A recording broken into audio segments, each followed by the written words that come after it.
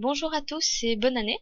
Pour commencer 2016 comme il se doit, nous allons voir ensemble deux techniques de retoucher très facilement vos photos. Donc ça s'appelle les scripts et les colorings. Donc je vous rassure tout de suite, si vous n'êtes pas un grand habitué de Photoshop, vous allez quand même y arriver parce que c'est assez simple. Avant de commencer, sachez qu'il existe des scripts et colorings payants, mais il en existe aussi beaucoup qui sont gratuits. Donc les gratuits, vous pouvez les télécharger sur des sites comme DeviantArt, et les payants, moyennant environ 3 euros, 4 euros, vous pouvez les télécharger sur Graphic River par exemple. Donc nous allons attaquer, on va d'abord commencer par les scripts. Les scripts se trouvent dans l'onglet fenêtre de votre Photoshop, en sachant que selon la version, ça s'appelle des actions. D'accord? Donc rien ne diffère sauf le nom. Donc voilà. Donc la fenêtre des scripts se présente comme ça. Donc ça, ce sont les scripts que j'ai déjà installés sur mon Photoshop. Alors, quand vous avez téléchargé votre script, vous allez sur ce petit onglet là, hop, charger des scripts, et vous installez, le script que vous venez de télécharger. C'est donc un fichier .atn. Voilà. Donc vous voyez, il y a un nouveau dossier qui est apparu. Donc c'est le script que je viens d'installer. Alors ça se présente sous dossier. En sachant que dans le dossier, vous pouvez avoir plusieurs actions. D'accord?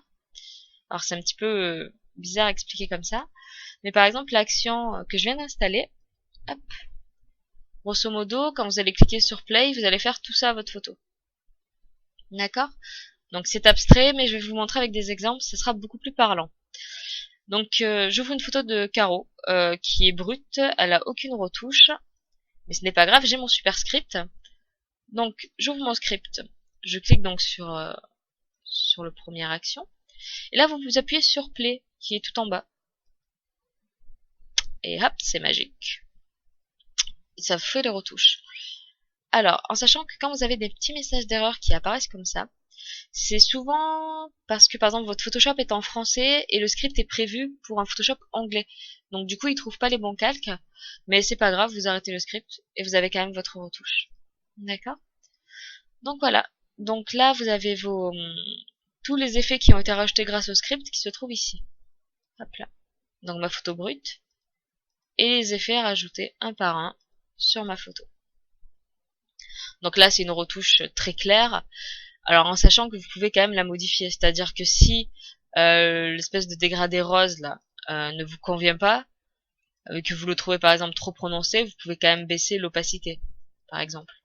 Après, le script n'est pas définitif. On va voir que certains oui, mais celui-là non.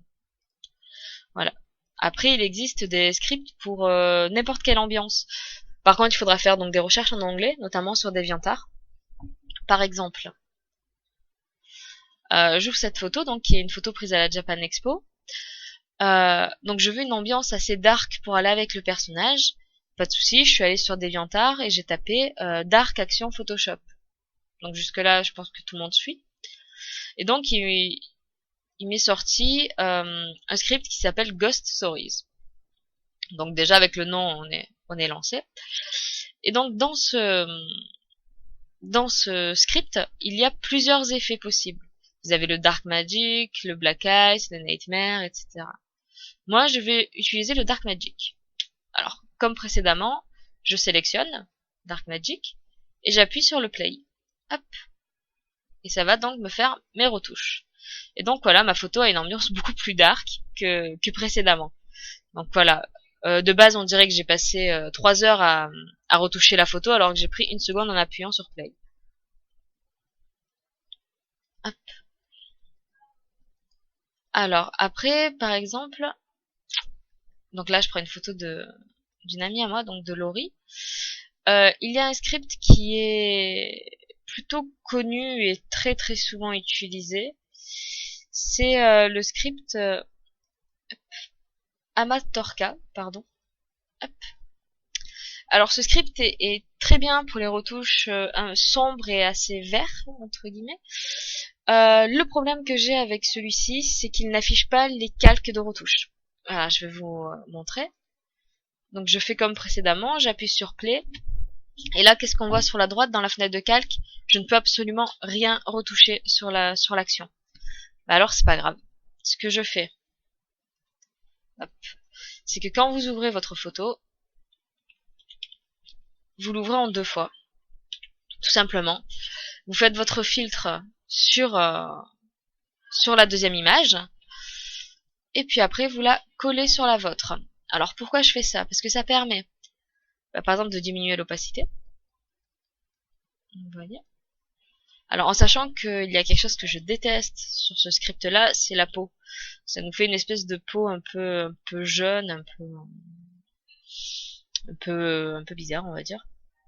Mais c'est pas grave, parce que vous pouvez dans tous les cas réajuster avec des couleurs. Par exemple, hop là, je veux que ma photo soit un peu plus bleue, bah hop, voilà. Après vous pouvez donner plusieurs ambiances. Hop, voilà. Moi je disais que la peau était trop jaune, bah bon, là je le fais à l'arrache, hein. Mais je prends par exemple une palette un peu plus blanche, un peu grisée pour atténuer un peu. Je crée un nouveau calque et avec mon pinceau, je viens remaquiller la peau entre guillemets. Bon, je vous rassure, je vais pas laisser ça comme ça, hein. Je suis pas folle non plus.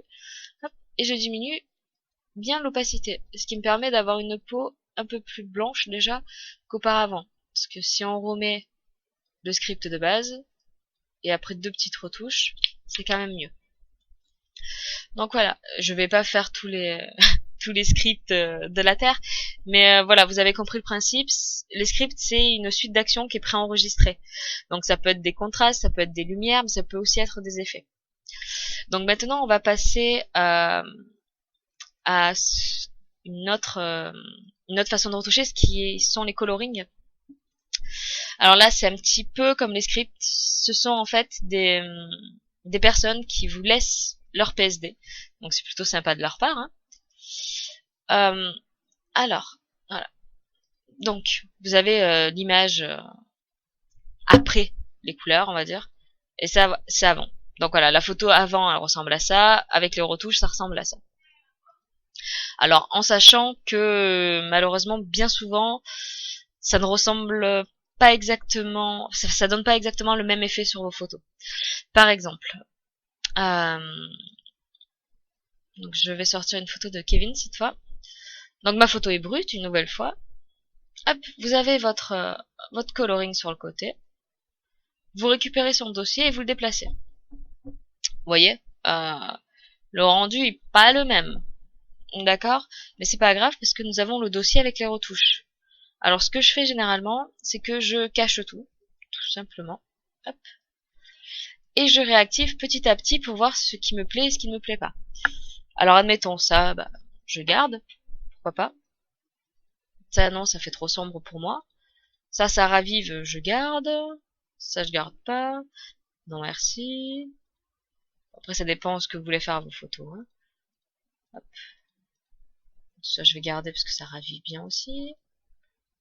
Après le tout c'est de tester, hein. Hop. Bon, allez, j'abrège un petit peu. Mais admettons, voilà. Donc la photo avant, la photo après le coloring. En sachant que vous pouvez cumuler coloring et script. Donc par exemple, là j'ai mon coloring qui est appliqué, mais je vais quand même appliquer un script par-dessus pour avoir par exemple plus de couleurs. Hop. Donc c'est un petit peu long. Hop là. Donc voilà. Donc la photo de base, la photo après coloring, la photo après le script par-dessus. Alors en sachant que vous pouvez bien entendu baisser un peu l'opacité, etc. Voilà. Après il existe des colorings vraiment différents. Alors je reprends la photo de Caro pour vous montrer. Alors admettons, je vais utiliser le coloring. Je vais vous donner des liens de toute façon, hein, dans la description. Et voilà, là ça fait une ambiance carrément plus dark qu'auparavant. Hop. Par exemple celui-là il est un peu plus bleuté. Par contre ça peut faire de sacrés carnages. Je vous le dis. Il faut les doser et il faut souvent retoucher par derrière. Mais ça peut donner des idées et ça avance un petit peu les retouches. Là, après, vous pouvez trouver aussi votre perle rare, hein. Par exemple, celle-ci, euh, hop là, sur carreau, ça donne un effet sympa. Et après, comme dit, vous pouvez retoucher sur le côté. Après, vous ajustez comme bon vous semble. Voilà, donc c'est super rapide, c'est super efficace. Après, il faut juste faire attention que effectivement les retouches soient pas trop abusives, notamment sur les peaux. Par exemple, comme pour l'action que je vous ai montré précédemment, ça donne des peaux très jeunes, donc il faut un petit peu réajuster. Mais voilà, les scripts et les colorings, ça permet aux personnes qui ne touchent pas spécialement Lightroom ou Photoshop de faire des retouches quand même rapides, de bonne qualité. Après, ça dépend ce que vous téléchargez. Mais voilà, vous pouvez avoir des rendus très sympas sans forcément connaître Photoshop et, euh, et sans vous prendre la tête. Donc j'espère que ce petit tutoriel vous aura plu. Alors en sachant que je vais tout mettre dans la description, hein, donc vous inquiétez pas. Et je vous invite à me faire des retours, hein, comme ça je pourrai améliorer mes tutos et voir éventuellement aussi ce dont vous avez besoin. Donc je vous souhaite une bonne soirée